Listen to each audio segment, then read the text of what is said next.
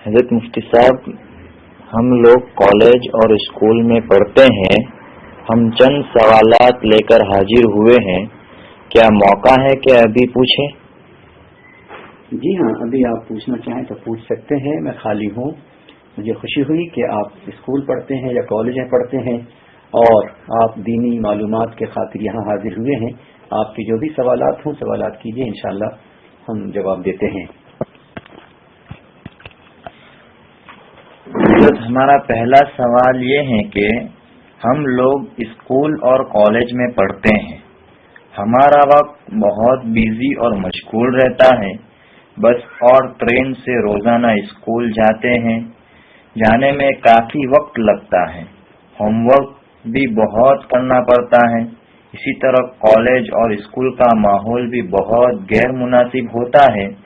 اس بارے میں بطور مشورہ کہ ہمیں اسٹوڈنٹس آپ سے چند سوالات کرتے ہیں تاکہ ہمیں رہنمائی ملے۔ اس میں پہلا سوال یہ ہے کہ ہم اپنے ہاسٹل یا گھر اپنے معمولات کس طرح پورا کریں جبکہ ہمارے روم اور گھر کا ماحول غیر مناسب ہوتا ہے؟ دیکھیے، بیعت ہو جانے کے بعد اپنے دل کی اصلاح اور اپنے باطن کی اصلاح کے لیے مشائخ نے جو معمولات بتائے ہیں ان معمولات کا کرنا ضروری ہے۔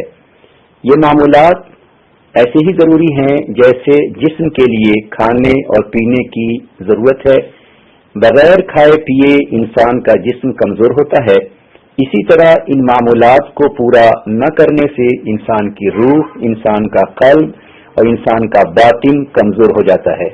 اس لیے پہلے تو یہ بات ذہن میں بیٹھا لیں کہ ہمیں معمولات کو کرنا ہی کرنا ہے۔ جن حضرات کے ذہن میں معمولات کی اہمیت ہوتی ہے وہ اپنا وقت نکال لیتے ہیں اور کوئی نہ کوئی وقت ایسا نکال کر، جگہ نکال کر وہ معمولات کو کر لیتے ہیں۔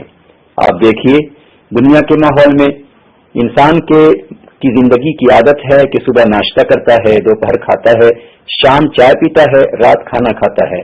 اگر اسے مشغولیت ہو گئی، اسے کوئی ایمرجنسی ہو گئی، اس کے نظام میں تبدیلی آ گئی تو وہ انسان کسی نہ کسی دوسرے وقت میں اپنے کھانے پینے کے معمول کو پورا ضرور کرتا ہے۔ وقت تو بدل جاتا ہے مگر وہ اپنے کھانے پینے کو نہیں چھوڑتا۔ آپ نے دیکھا ہوگا بس میں بیٹھے بیٹھے بھی لوگ ناشتہ کر لیتے ہیں اور پلیٹ فارم پہ کھڑے کھڑے بھی اپنے چائے کی عادت کو پوری کر لیتے ہیں۔ اسی طرح سے ہمیں اپنے معمولات کو پورا کرنا ہے۔ بغیر معمولات پورا کیے ہوئے ہم اپنے باطن کی اصلاح نہیں کر سکتے اور اپنے قلب کو روشنی سے اور نور سے منور نہیں کر سکتے۔ خلاصہ یہ نکلا کہ ہمیں یہ معمولات پابندی سے کرنا ہے، ضرور کرنا ہے۔ رہ گئی یہ بات کہ اگر ہم کالج پڑھتے ہیں اور ہاسٹل میں رہتے ہیں یا اپنے گھر میں رہتے ہیں جہاں کے ماحول کوئی زیادہ مناسب نہیں ہے، پھر بھی ہمیں یہ کرنا ہے۔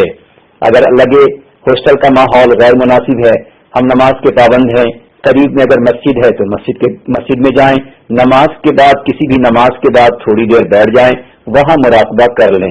اگر بالفرض ہمیں مسجد میں جانے کا موقع نہیں ملتا اور ہم اپنے کمرے میں اپنے روم میں ہیں تو کوشش کریں کہ روم میں ہی اپنے آنکھوں کو بند کر کے مراقبہ کر لیں، اپنے معمولات کو پورا کر لیں۔